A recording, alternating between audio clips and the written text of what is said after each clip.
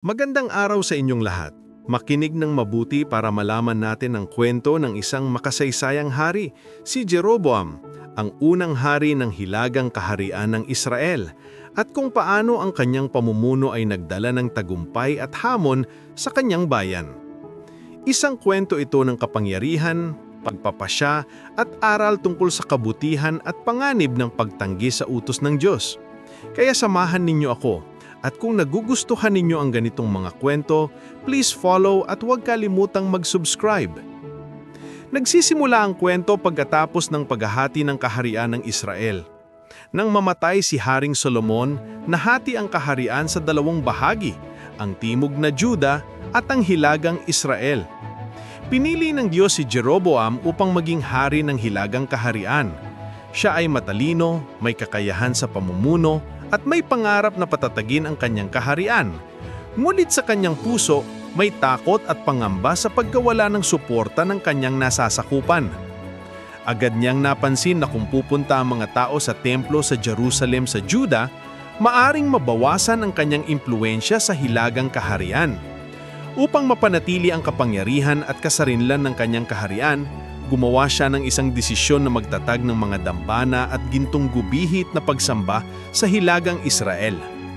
Sa ganitong paraan, ang mga tao ay hindi na pupunta sa Juda para sumamba at mananatili silang tapat sa kanyang pamumuno. Ngunit ang ginawa ni Jeroboam ay lumihis sa plano at kalooban ng Diyos. Sa halip na magbigay ng tamang halimbawa, pinili niyang gumawa ng idolatry, pagsamba sa mga imahe at hindi sa Diyos.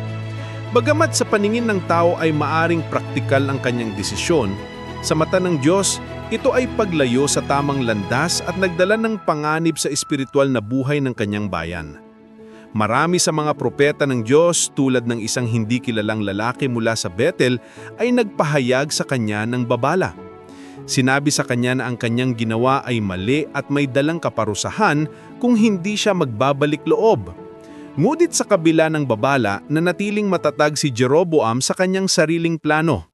Ang kanyang kaharian ay nagtagumpay sa panlabas na paraan, ngunit unti-unti ang espiritual na buhay ng kanyang bayan ay napahamak. Ang kwento ni Jeroboam ay hindi lamang tungkol sa idolatry, kundi tungkol sa mga hamon sa pamumuno at ang kahalagahan ng pagsunod sa utos ng Diyos.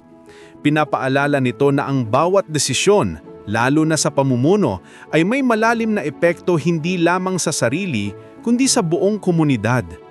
Ang kapangyarihan, kapag ginamit ng mali, ay maaring magdala ng kasiraan at paglayo sa tamang landas. Sa pagtatapos ng kwento, ang buhay ni Jeroboam ay paalala sa atin na ang tagumpay at kapangyarihan ay walang halaga kung hindi ito nakabatay sa kabanalan at pagtitiwala sa Diyos. Huwag tayong matakot gumawa ng tama at huwag hayaang ang sariling interes ang maging gabay sa ating desisyon. Ang tamang pamumuno, pananampalataya at kabutihan ay siyang nagdadala ng tunay na tagumpay. Maraming salamat sa pakikinig sa kwento ng unang hari ng hilagang Israel, si Jeroboam. Kung nagustuhan ninyo ito, please follow at huwag kalimutang mag-subscribe para sa mas marami pang nakaka-inspire na kwento. Hanggang sa muli!